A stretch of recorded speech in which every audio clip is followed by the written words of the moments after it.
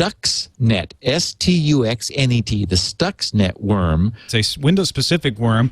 This variant, the Stuxnet variant of this worm, attacks particularly Siemens systems. That was the one which surprised us with back in July with the shell remote code exploit, the .lnk. And we're just now starting to see some of the forensics analysis coming out of this, and it is the most sophisticated worm that I've ever seen. And that's the one that was spreading through these SCADA systems. SCADA, S-C-A-D-A, is the acronym for Supervisory Control and Data Acquisition, which is used, unfortunately, in high automation factories and plants like nuclear reactors. That's the thing about this, is it specifically targets certain Siemens PLCs and rewrites them. So it's a very specialized worm that attacks equipment that's used in heavy industry and in other major power control, power generating factories and things. It's sort of like the underlying technology for doing factory and large plant automation.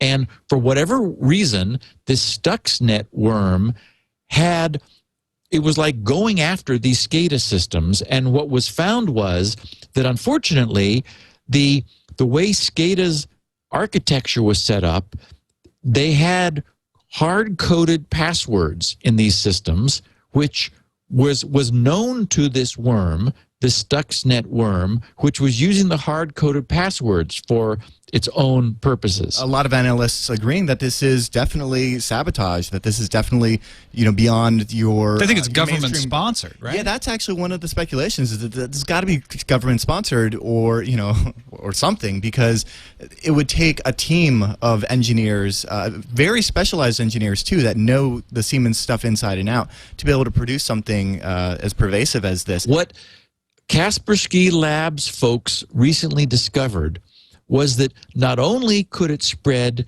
using this shell shortcut vulnerability, this .lnk vulnerability, but it was also able to spread using that previously unknown printer sharing vulnerability that Microsoft just patched 2 days ago, and no one knew about it, but except this worm knew about it, and it was using it. And something that uses multiple zero-day attacks, that is attacks that haven't been published yet. So, so far this is one of the most sophisticated. It has to be government-backed, not corporate-backed. Could be corporate-backed. I mean... Against Iran, though. Against Iran's nuclear, you feel like, well, there's probably not a lot of corporations that care one way or the other. But there are plenty of governments that do. And what's also creepy is that they found, as they analyzed this worm, that there was the ability for it to use a vulnerability which has been known for more than 2 years. It was back in 2008. There was a vulnerability,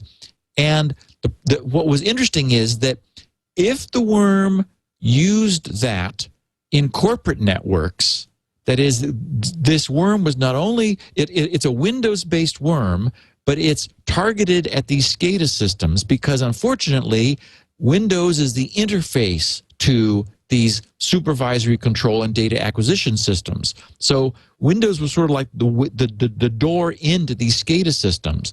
But the worm was smart enough to know if it was on a corporate network that would probably sense its attempt to use this 08 exploit. And if it sensed that, it would not use it.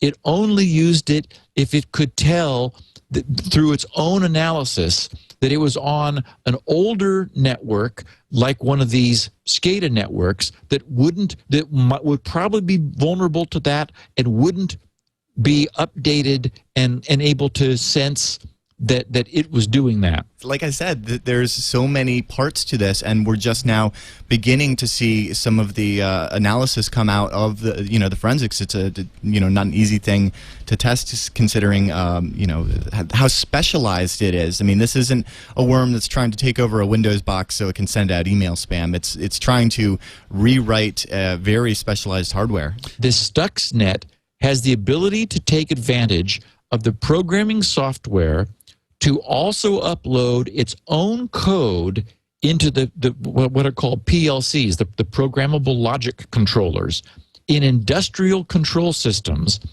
that are typically monitored by the SCADA systems. In addition, said Symantec, Stuxnet hides its own code blocks so that when a programmer using an infected machine tries to view all the code blocks on this PLC, not even a Windows thing. This is crossing out of Windows into equipment automation systems.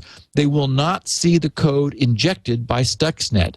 Thus, this Stuxnet isn't just a rootkit that hides itself on Windows, as we know it does, but is the first publicly known rootkit that's able to hide injected code located on these programmable logic controllers, these PLC systems. It can reprogram programmable logic controllers, PLCs. Right. In fact, it specifically looks at like this one register, and it's very specialized in what it's doing, and it's basically sabotage. Yeah. Yeah. Siemens, that is the manufacturer of this particular brand of SCADA systems, has said that at least 14 operational plants located in the UK, in North America, and Korea, and also with by far the largest number of infections located in plants in Iran, had been infected. Kaspersky Lab points out that there are more systems in India and Indonesia that have been affected than those inside Iran.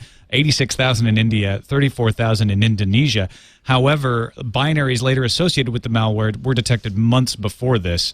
And it looks like those infections are sort of sideline infections. They spread, but they don't do the damage that they do when they get to a Siemens system like they have in Iran. It looks like while it's widespread, it's sort of like scattershot meant for Iran.